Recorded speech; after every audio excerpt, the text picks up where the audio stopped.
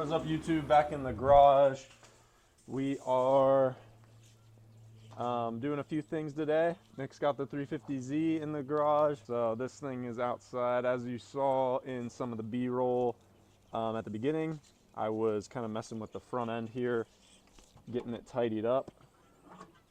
Last weekend, I actually applied for classic tags on this thing, so I should be getting a plate in the mail, I want to say in about 2.5 weeks now. So I don't want to make the mistake of the car not being ready whenever I get the plate. So to make this thing roadworthy, I got all of my wiring loomed up on both sides. So everything should be pretty much good to go there. And then I also got my fender liner, my front fender liner in here. Just need to put the clips in here, but I made sure that all fit. I did a little bit of relocation on my air filter to clear the wheels better. And then I also went ahead and raised it up, I want to say about 5/8 of an inch or so. I was having some clearance issues with the tire on the rear of the wheel well. I will rub a little bit on the front of the wheel well, just the plastics, but I can cut that out as necessary, you know, wherever it's rubbing. So I'm not too worried about that. And honestly, it goes against my better judgment to raise the car up because I love the look of low cars, but I really want this thing to be functional, so I don't feel bad about that at all.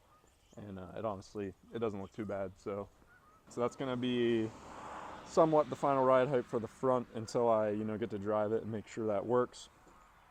The rear, we'll see. Right now it's sitting about even, but I might drop the rear down a little bit. We'll see. And inside here, Nick is doing yet another alignment. Homemade alignment. Every day. I might as well just buy an alignment rack. Yeah, well, I messed with the suspension a lot, and I think last time I did it, I had the front jacked up, and I tightened the preload because I had to disconnect the sway bar, and I put it down, and I aligned it, but I think I did it back. I squared it up backwards, I think. That or it settled a lot, but I didn't jack it up, so it's completely settled right now, which is how I normally do it. So I should be good. So Nick is going to be at Summit Point tomorrow. I'm not quite sure if I'm going to make it down yet. Kind of still debating that, but hopefully he gets another cool drone clip. Hopefully.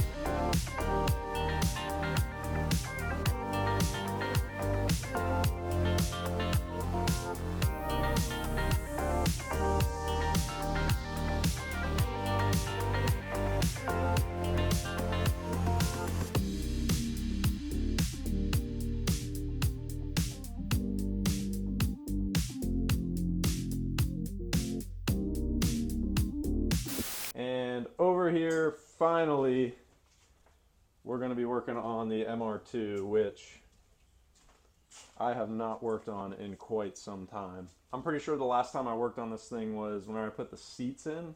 Oh, man. I mean, I've done like little things here and there, changed oil, some other stuff, but since I did something cool with it, was putting the S2000 seats in. That was summer of 2019.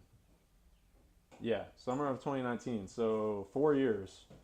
And pretty much since then, it's been sitting in a garage and not getting driven too often. So today what I'm going to be doing is getting right into this thing. I want to get it up on jack stands and get it torn apart. As you know, hopefully, I have a supercharger for this thing right back here on the shelf that I'll be making a kit for it. So if you have not seen that video, go check it out. That'll have all the details. But for now, time to get to work.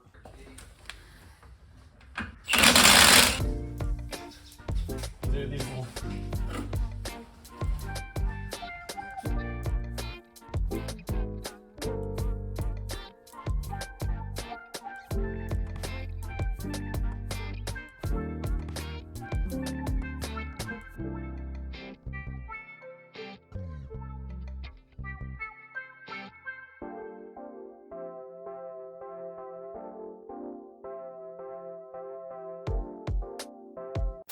Alright, so the car is jacked up. I went ahead and got the tail lights out.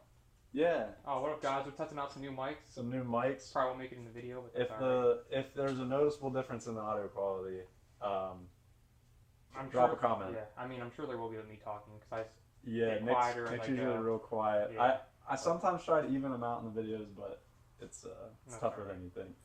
And what started as an alignment is now what? I'm replacing the nuts on the ball joints I replaced the one day because once it came when I stripped the one out, I did exactly what we were talking about not doing with the Milwaukee. So using it to put nuts on? Yeah, pretty much. Yeah, the bump stops that came with the kit are pretty much useless for the Ackerman setting I'm using. So honestly, the way they have them, I don't think they would work on any of the settings. I think I sent you the wrong bump stops? No, I just think they probably just don't use. No one probably uses them if I had to guess. It's literally just a bolt that threads in there and has a lock nut on the other side of it. Yeah, so it's like an adjustable bump stop. I'm assuming people probably just don't run them, or maybe they sent me the wrong bolt, or maybe it's meant for their knuckle. Maybe it would. Oh, maybe. Yeah. Maybe. I don't know if they have the same. They might use the same arms on both kits actually. Yeah, maybe nobody else has ever discovered that. Yeah, maybe they probably just don't use it. Well, people have to know because the problem is, so I don't know if I put this in the video, but right here, which is a common problem with the Z's, the caliper hits the coil. I think we talked about this. Yeah, we talked about this at one point, and then we figured out that whatever I thought was completely wrong.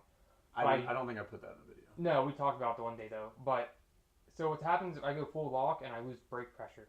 Well, it turns out that when the caliper hits the shock and you keep turning, it's decompressing the caliper. Yeah, you're like pushing in the piston of the caliper. Like when you change your brakes. Like I thought my lines are stretching. No, it's the caliper getting pushed in after I ordered brake lines. But now I got stainless brake lines to replace this junk.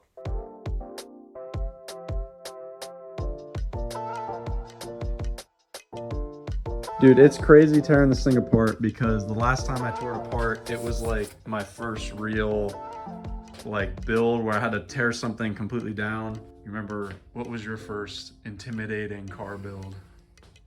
I guess the Beetle, when I pulled the engine out of that and rebuilt it. The Beetle. Yeah. Oh, I mean, there's still videos of that thing on the channel. Yeah. Not the WRX Beetle, but the stance. Beetle. Yes. I haven't done anything too crazy, honestly.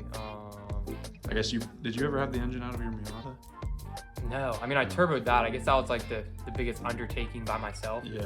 But it really wasn't bad at all. It was so easy. Like, it was dumb easy. Yeah, it's crazy. Like, this once felt so intimidating, just taking like the back end apart, and now it's like, it's just like normal. It's actually like relaxing, just taking stuff apart. So, and I remember I was like so worried, like you can actually still see a piece of tape here where I labeled the license plate lights. Like I thought I wasn't gonna remember where those plugs go.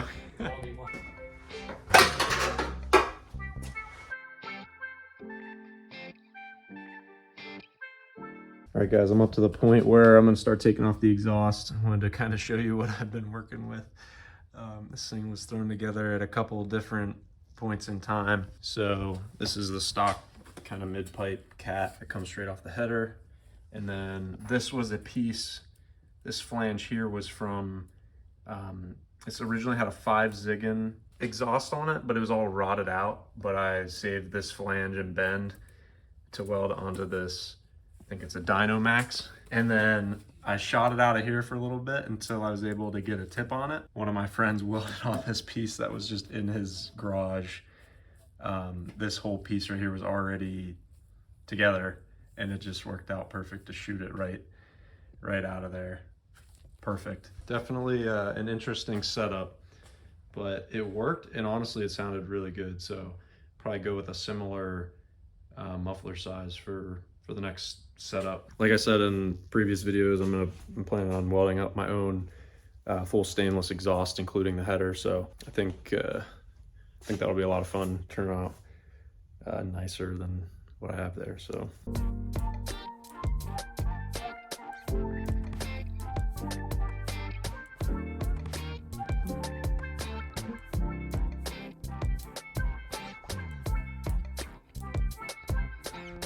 What's up, YouTube? Back in the garage. It is Sunday. I have been working on the RX8 a little bit. So one of the main issues I wanted to fix before I even attempt to drive this thing on the road was my gas pedal. I kind of had a makeshift pedal out of the stock one, and ultimately it just wasn't really working right. The throw wasn't quite right with the throttle body and what it needed with the cable. So I went ahead and replaced it with and actually, if you're watching this video, you might recognize this. This is an MR2 Spyder pedal, and I pretty much just had to do a little bit of bending, and I just had to weld one little bracket to it, but pretty much fit right in there. And now I have a nice short throw on the pedal. Everything's solid and feels good. So now that should work fine, and I did a little test out in the driveway, and it feels a lot better. Revs a lot quicker, a lot more responsive than that other pedal, because it basically, you had to go so far just to get the right amount of throw. So over here last night, I pretty much got most of the stuff off: bumper, exhaust, the under tray. I'm just gonna finish taking off this catalytic converter. If anybody needs one, I got one. So honestly, this engine still is super clean besides all my grease from my axle boot that ripped. But this engine was rebuilt before I put it in, so it kind of forgot how clean it was. So I got a nice fresh starting point here. I'm gonna go ahead and remove some of this stuff. I may or may not be using the heat shielding, but for now I'll take it out. Another thing I'm gonna be doing in here, I wanna go ahead and kind of tuck some of these wires. As you can see, it's kind of just a mess in there with coolant hoses, wires. I might reroute some of the coolant lines to clean it up in there, and same with the harness. So definitely some things that can be done to clean up the engine bay. It's kind of hard to tuck these because it's like gonna be cluttered either way, but I figure if I relocate the battery, clear out some of that stuff, I'll have a ton of space for an intercooler over in that corner. So that's kind of the plan right now. I guess also if anybody's looking for an exhaust that would bolt right up to your stock mid pipe, it's not the prettiest thing, but I can vouch it sounds really good. Go watch one of the last videos whenever I was talking about the MR2. Definitely has a good sound. That Dynamax muffler is pretty nice. So I'll go ahead and take off that catalytic converter. And she's off. All right, guys, I think I'm gonna call it there for tonight. Got the MR2 torn apart, at least up to the point where I want it to be until I start designing my supercharger mounts. So that is looking good. RX8 is also looking good. Should be getting plates for the RX8 in 2.5 weeks or so. So exciting stuff. Nick is drifting today, so I didn't make it down there to see him, but maybe next time. So anyways, hope you guys enjoyed. Look out for more MR2 content and RX8 content. And until next time, like, comment, and subscribe, and see you guys later.